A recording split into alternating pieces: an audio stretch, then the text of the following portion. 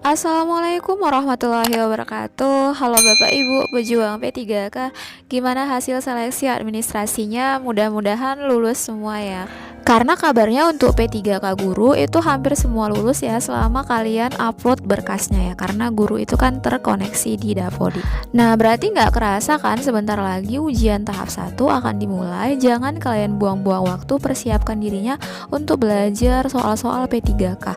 Di video kali ini aku akan melanjutkan review pembelajaran yang ketiga IPA SD.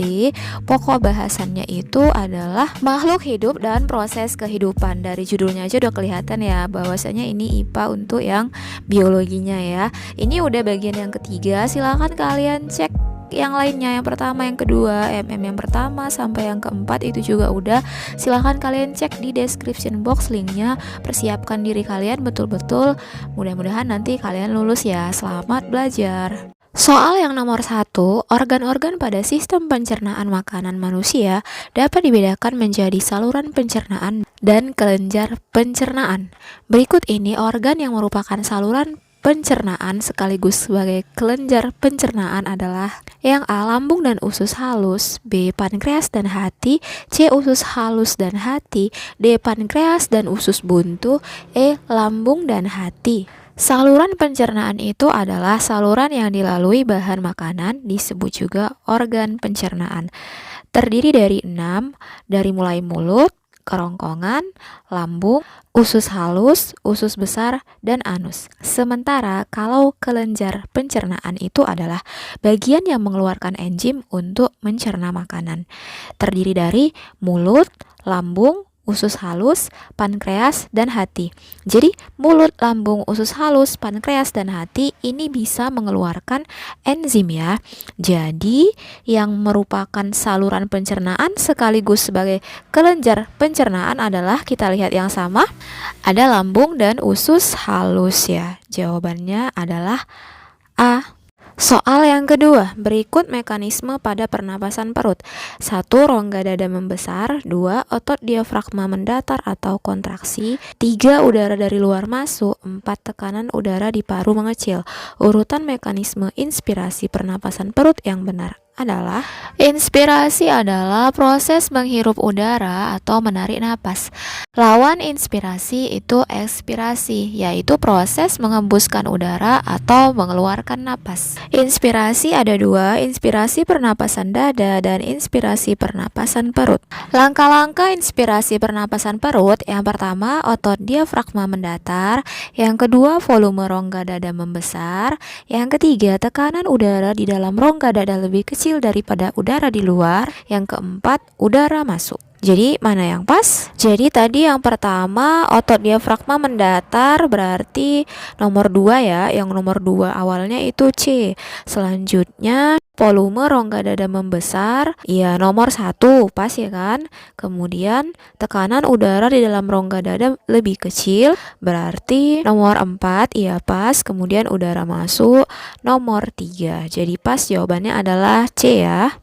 Soal yang ketiga, proses pencernaan yang terjadi di mulut berlangsung secara mekanik dan kimiawi dengan menggunakan enzim sebagai katalisatornya.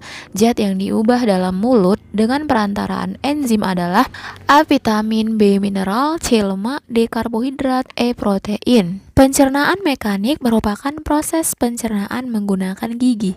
Tujuannya untuk memotong-motong makanan menjadi bentuk yang lebih kecil sehingga mudah dicerna. Sementara pencernaan kimiawi dibantu oleh enzim pitialin termasuk golongan amilase pada air liur yang dihasilkan oleh kelenjar air liur atau ludah. Fungsi enzim ini adalah untuk memecah pati atau karbohidrat menjadi gula yang lebih sederhana ya. Maka jawabannya adalah D. Dodol karbohidrat. Soal yang keempat, tidak semua zat-zat yang terdapat dalam bahan makanan akan mengalami pencernaan. Zat berikut apabila terdapat dalam bahan makanan tidak akan mengalami pencernaan adalah yang A. Amilum, B. Karbohidrat, C. Protein, D. Lemak, E. Vitamin. Zat-zat makanan yang mengalami proses pencernaan itu ada karbohidrat, protein, dan lemak. Sementara zat-zat makanan yang tidak mengalami proses pencernaan ada vitamin, mineral, dan air. Jadi ini langsung bisa diakses oleh darah di usus halus tanpa pencernaan kimiawi ya.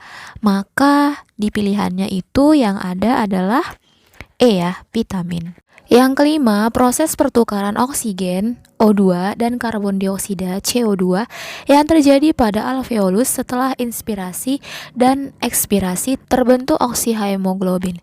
Reaksi dari peristiwa tersebut adalah, nah di sini sebenarnya udah ada kata kuncinya ya, terbentuk oksihemoglobin, berarti oksigen dan hemoglobin. Kalau reaksi pembentukan berarti zat yang terbentuknya itu adalah di sebelah kanan tanda panah. Kalau penguraian, zat yang terbentuknya itu di sebelah kiri tanda panah. Kalau dalam reaksinya itu yang sebelah kiri itu namanya pereaksi atau reaktan, sebelah kanan itu hasilnya atau produk. Jadi kan kalau misalnya dalam kehidupan sehari-hari gitu juga ya, sebelum kita membuat sesuatu, kita harus ada dulu bahan-bahannya supaya ada zat yang terbentuknya. Maka tadi kan oksihemoglobin itu oksigen dan hemoglobin, berarti gabungan dari O2, oksigen, dan hemoglobin Hb. Berarti yang pas adalah yang B ya. Kalau yang D itu bukan pembentukan tapi penguraian oksihemoglobin. Kalau yang A, Hb tambah CO2 berarti hemoglobin tambah karbon dioksida, itu akan menghasilkan namanya karbaminohemoglobin ya.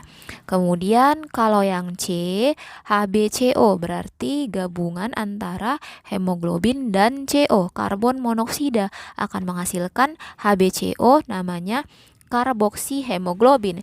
Karena HbCO-nya di sebelah kiri, maka itu reaksi penguraian karboksihemoglobin ya. Kemudian yang E berarti penguraian karbaminohemoglobin ya. Jawaban yang pas adalah yang B. Sekian dulu videonya, semoga videonya bermanfaat. Sampai ketemu di video selanjutnya. Assalamualaikum warahmatullahi wabarakatuh.